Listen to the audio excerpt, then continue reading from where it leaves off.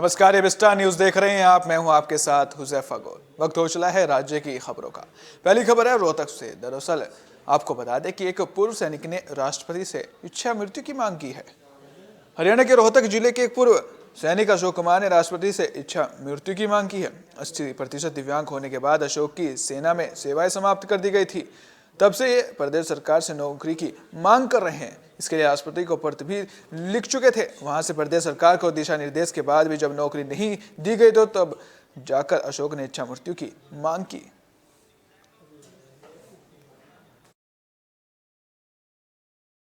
30 अक्टूबर 2016 को आर्मी से invalid medical board वाला पेंशन आया था सर, और मेरे को भारत सरकार ने प्राथमिकता 1 का सर्टिफिकेट भी दिया था।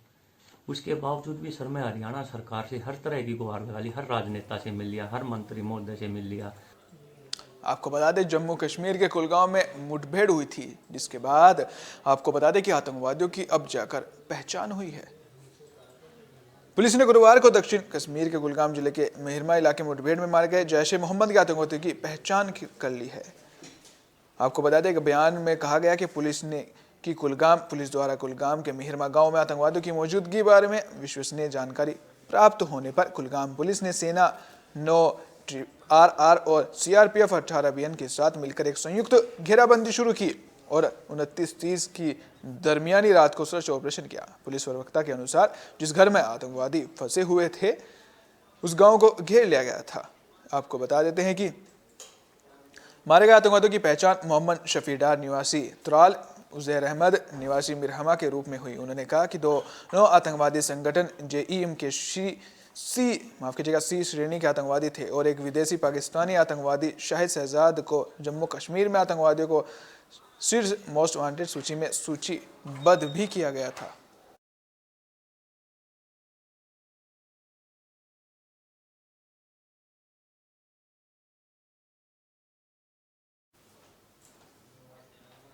खबर अमृतसर की है, जहां आपको बता दें कि एक घर पर कुछ अज्ञात लोगों ने फायरिंग की है। साथ ही आपको बता दूं फायरिंग करने से पहले एक व्हाट्सएप पर कॉल भी आया था। मामला अमृतसर के कोट आत्माराम सुल्तानविंड रोड का है, जहां बीती रात कुछ अज्ञात लोगों ने एक घर पर करीब 20 राउंड फायरिंग की।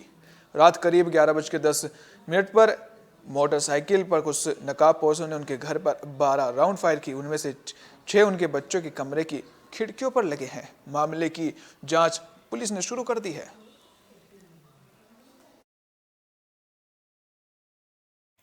छे पैर सीधे घर के अंदर वजे आ, 6 ਤੋਂ 8 पैर चीजियां थनी आ वजे ने ਜਿਹੜੇ कमरे के अंदर वजे ने जिथे बच्चे पढ़ते हैं जी। 2 पैर बाहर कंध ते वजे आ ते 2 नाल दरवाजे ते आ। 12 पैर होए टोटल ਜਿਹੜੇ बाहर खोल बरामद होए।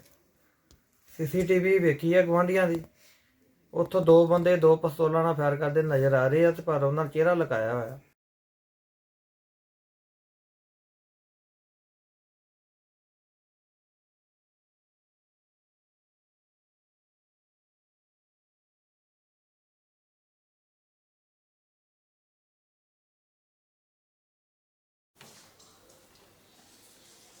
खबर राजस्थान के अजमेर से है, जहां आपको बता दें कि एक नशेड़ी युवक ने बाजार में हंगामा मचाया।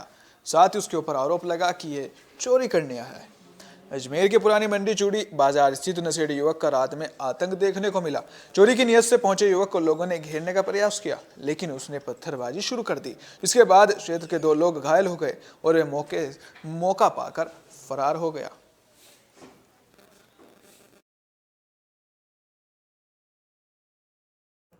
एक बंदा रात को आया करीब 10:30-11 बजे की बात है, और एकदम से आया और गाड़ियों पे पहले कुत्तों को हमला करा उसने। कुत्तों को भगा दिया, हमारी गली में कुत्ते थे उनको भगा दिया।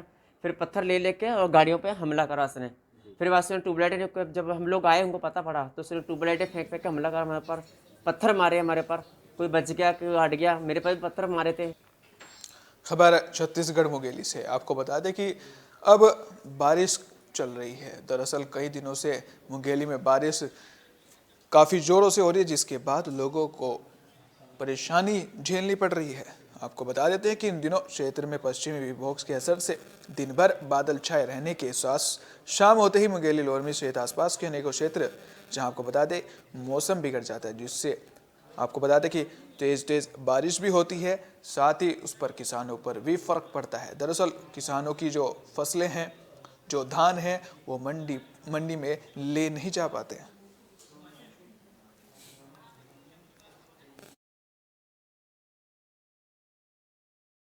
हमारे यहाँ पानी गिरने से खलिहान का पूरा धान भीग गया है और इतनी वर्षा हुई है कि गेहूँ और तिवरा के फसल को बहुत नुकसानदायक है, वो सड़ने की संभावना है।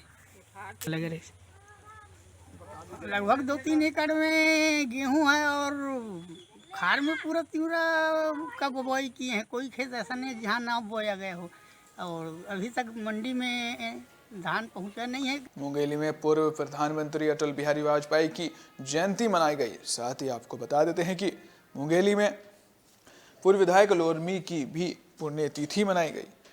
इस अवसर पर 700 लोगों को कंबल भी बांटे गए। आपको बता देते हैं कि विधायक लोरमी की पुण्यतिथि मनाई गई थी। इस कार्यक्रम के मुख्य अतिथि के रूप में पूर्व विधायक मोनीराम साहू के नातिन जिला पंचायत मुंगेली के साथ साथ कई बड़े लोग भी शामिल हुए। साथ ही आपको बता दें कि इस अवसर पर 700 लोगों को कंबल बांटे गए।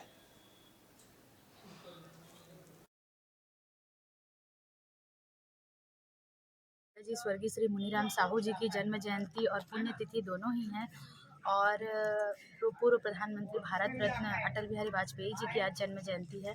उसके अवसर पर हमने वनांचल के क्षेत्रों में, यहाँ बगनी भांवर गांव है और दर्जनों गांव के वासी यहाँ पर आए हुए थे। सभी ग्रामवासियों को हमने भोज पर निमंत्रण किया था और सबको भोज कराया। आपको बता दें कि प्रशासन ने बुक कलेक्शन शुरू किया। आपको बता दें कि गरीब बच्चों को फायदा पहुंचाने के लिए ये किताबें इकट्ठी की गई। आपको बता दें कि अम्बाला प्रशासन द्वारा सरकारी स्कूलों के बच्चों के लिए बुक डोनेशन ड्राइव की शुरुआत की गई। पहले चरण में अध्यापकों व सामाजिक संस्थाओं द्वारा 700 से ज़्यादा किताबें इकट्ठी की गई, जो सरकारी स्कूलों की लाइब्रेरी में रखी जाएंगी, जिसमें रोटरी क्लब अम्बाला द्वारा 141 किताबें दी गई। कार्यक्रम में पहुंचे अम्बाला की डीसी विक्रम सिंह ने सभी अम्बाला रोड अम्बाला वासियों से अपनी पुरानी किताबें डोनेट करने की अपील की है। आज हमने अम्बाला में ज़िला प्रशासन और एजुकेशन डिपार्टमेंट के साथ में मिलके एक बुक डोनेशन ड्राइव शुरू की है, जिसमें जो भी किसी की अनयूज्ड किताबें हैं, किसी बच्चे की हैं, वो अगली क्लास में चला गया, कोई तैयारी की किताबें हैं, उसने सिलेक्शन हो गया। खबर मध्य प्रदेश के दुर्ग से है, जहां आपको बता दें कि बारिश के चलते जीवन अस्त व्यस्त हो रहा है। साथ ही किसानों को मुसीबतों का सामना भी झेलना पड़ रहा है। 3 दिनों से लगातार हो रही बारिश के चलते आपको बता दें कवर्धा के पूरे अंचल में झमाझम बारिश से जीवन अस्त व्यस्त है। साथ ही आपको बता दें कि सोसाइटी में रखे हुए धान की बोरियां भी भीग चुकी है। क्षेत्र के धान खरीदी केंद्रों में धान की खरीदी बाधित हो रही है। वहीं दूसरी ओर अचानक हो रही वर्षा के कारण प्रशासन पर्याप्त साधन जुटा पाने में असफल हो रही है।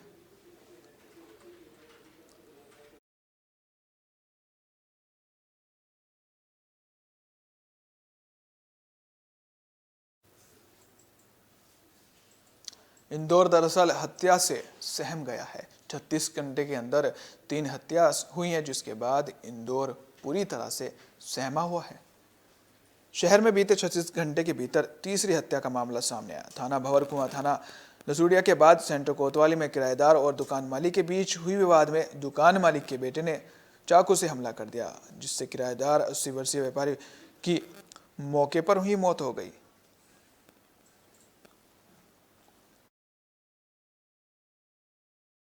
दोपहर 1:30 से 1:45 के बीच एक सूचना मिली कि दौलतगंज में एक चाकूबाजी हो गई। तो उक्त सूचना पर ये पता चला कि जिसको चोट लगी है उसका नाम महेश पाल गुप्ता है और वो 2 दौलतगंज में चद्दर की दुकान उसकी थी और वो कुसुम्बी का किराएदार था। कुसुम्बी का लड़का शेरू खान था और उसका लड़का अफसान था, जो इनसे किराया मांगता था। और चूंकि वो इसकी दादी के नाम पर थी और दादी हिस्सा नहीं दे रही थी और ये किराया भी नहीं दे रहा था, तो उसका दादी से भी विवाद हुआ था और इससे भी विवाद हुआ। मौसम बदल रहा है। दरअसल बारिश हो रही है, जिसके बाद ठंड बढ़ती जा रही है। आपको बता दें कि सतना में पड़ रही कड़ाके की ठंड के बीच अचानक मौसम का मिजाज बिगड़ गया और झमाझम बारिश के साथ काफ़ी ठंड बढ़ गई। मौसम ने ऐसी करवट बदली कि सुबह का नज़ारा शाम में बदल गया। बारिश होने की वजह से लोगों की मुश्किलें और बढ़ गई हैं। सड़कों पर आना जाना कम हो गया है। गलन की बता दें कि गलन की वजह से लोग अपने घरों से बाहर नहीं निकल पा रहे हैं और घर में ही हीटर चला रहे हैं।